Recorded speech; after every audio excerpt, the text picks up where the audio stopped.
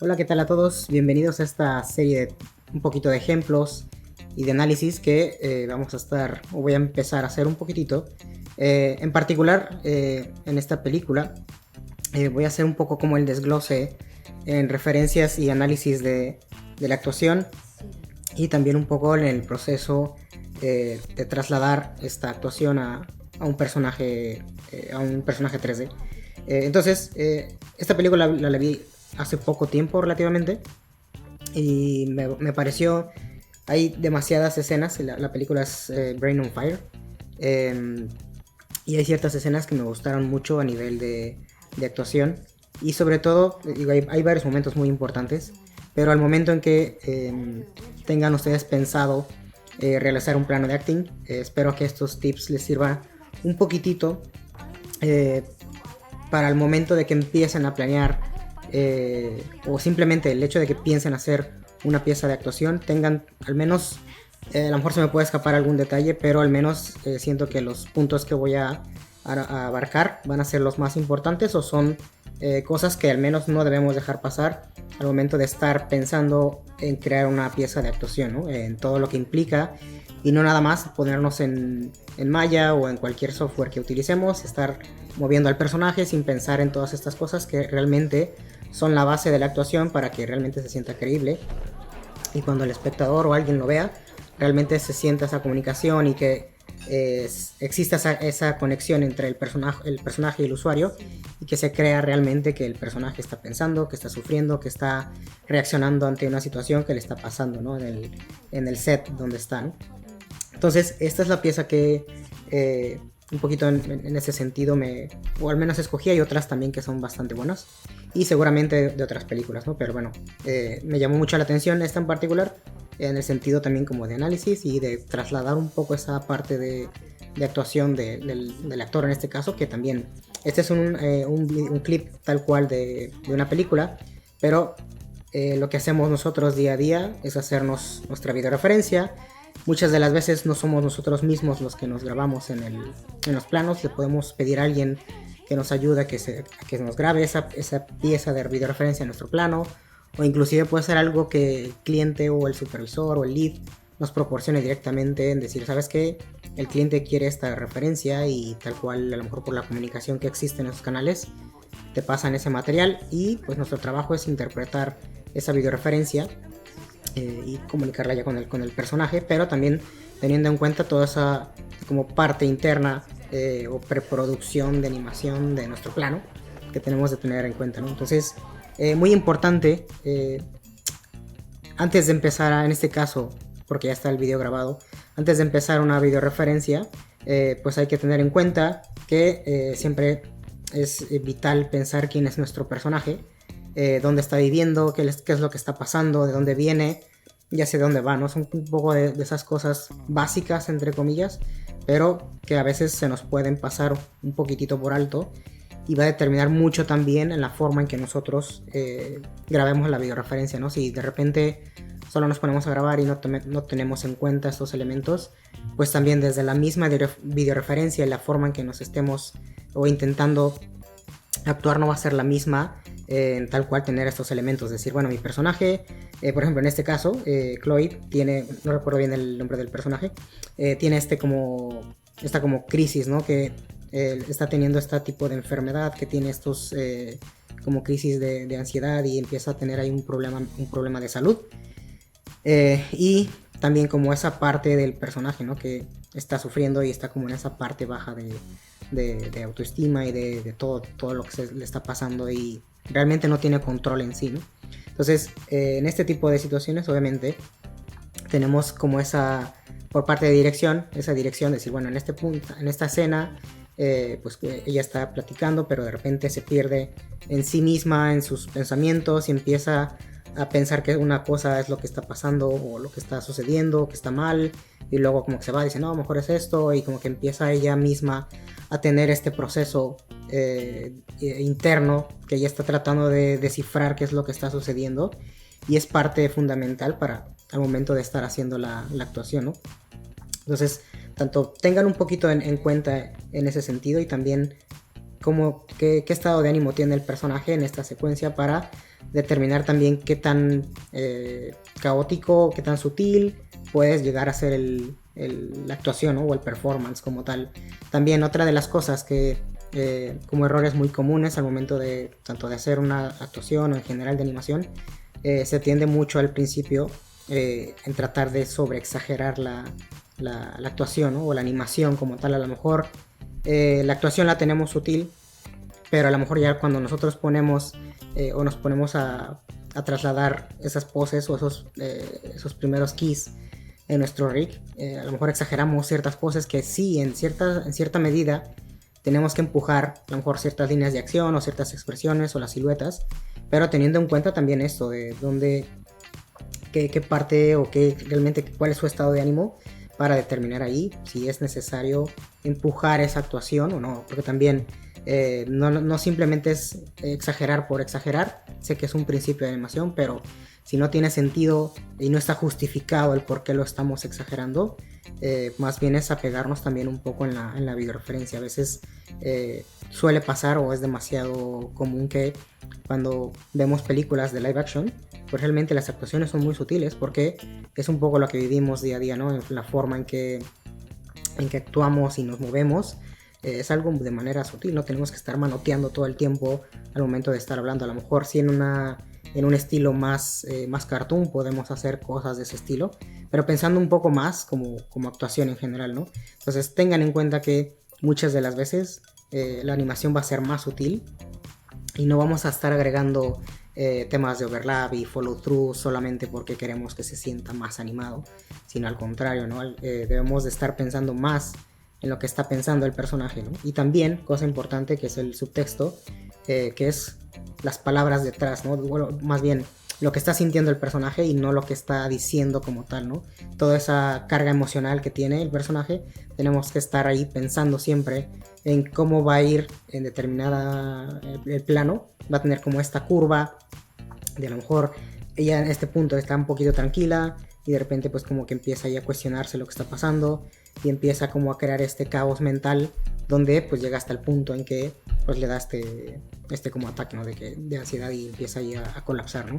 Pero tener siempre esta progresión emocional siempre va a ser importante, ¿no? A lo mejor no tan exagerada, porque también puede depender del plano, pero siempre conocer un poquitito como esa parte de lo que se quiere comunicar tanto en la secuencia como en el plano, ¿no? Y también estar ahí pendientes de los planos que hay antes o después, pensando en una producción. Si es un plano personal, pues tratar de imaginarnos también un poco como esa historia, un poquito que hay detrás, para que también se sienta más creíble el momento de estarla actuando. Entonces, les digo, en esta parte de la actuación, pues tenemos pocas, realmente los cambios de pose son muy sutiles, ¿no? Aquí simplemente es cuando suelta la cuchara y como que se da cuenta o empieza como a descifrar cuál es el problema de la situación y empieza a ver a la mamá, ¿no? Es como que, ya, sabes, como que tengo la respuesta, ¿no? Y es un poco, es algo bastante sutil la forma en que hace en cómo tiene la cuchara y simplemente la avienta y como que en este preciso momento ella tiene como esta revelación de encontrar un poco la verdad, entre comillas, ¿no? Entonces simplemente ve a la mamá y ella sigue como procesando esa información. Y si se fijan, esos side arts son también muy importantes al momento de que el personaje pueda estar buscando esa información, ¿no? En tanto que está moviendo los ojos y también podemos soportarlo un poco con el movimiento de la cabeza, pero también va a ser algo bastante sutil, ¿no? Aquí tenemos obviamente la reacción de ella y también aquí, ¿no? Como que tiene un poco la parte en que se lamenta un poco como un poco lo mismo, ¿no? Como estar descifrando o encontrar esa verdad. Tiene un poco como como que no lo puede creer y un poco esta parte como de frustración, pero también si se fijan el personaje se queda casi en la misma pose, simplemente tiene como este proceso interno que debemos darle ese aire a los personajes para que procesen la información y luego reaccionen ante esa respuesta o lo que está sucediendo en la escena, ¿no? Saben, aquí otra vez sigue hablando y se sigue como lamentando un poquitito, como que creo que aquí es cuando dice que no puede como mantener ahí el amor que es muy, muy joven, ¿no? Con su pareja, ¿no? Que no puede soportarlo más, ¿no? Que no puede manejarlo. Y también es como que le está diciendo un poco a ella, ¿no? Como que pues tal cual está reforzando con su cuerpo lo que está diciendo. No necesariamente tenemos que apuntar siempre con las manos, simplemente es como que lo siente en el corazón, y creo que ese gesto también, esas como acciones un poco entre secundarias y primarias que podemos tener, refuerzan un montón más, un poco lo que hemos dicho, lo que está sintiendo el personaje, más que lo que está diciendo como tal, ¿no? Tal cual aquí como que no lo puedo soportar y te toca un poco entre la parte del corazón. Creo que es parte fundamental e interesante de decir, emocionalmente no puede con esa carga, ¿no? Y aquí también, fíjense cómo son cosas muy pequeñitas, muy sutiles, donde baja la mirada y también es como que otra vez vuelve a tener como este proceso de información y empieza a descubrir, ¿no? Como otra vez que le tiene que decir, ¿no? Como que descubre la verdad, y simplemente cuando voltea hacia abajo, pues se le ocurre pues la mejor solución es decirle, ¿no? Al chico, ¿no? Y es por eso como que también tiene un poco como como carga emocional de que pues es algo malo y pues tiene que hacerlo, ¿no? Tiene un pequeño suspiros como de estar como reforzando ahí esa parte. Y otra vez, ¿no? Tiene como esta parte donde al momento en que es algo muy sutil en la manera en que otra vez, otra revelación que tiene, y simplemente tiene como esa pausa que lo está procesando otra vez, otra idea que le viene a la cabeza, y es cuando empieza a decir, no, es el post, ¿no? Bueno, donde trabaja ella, ¿no?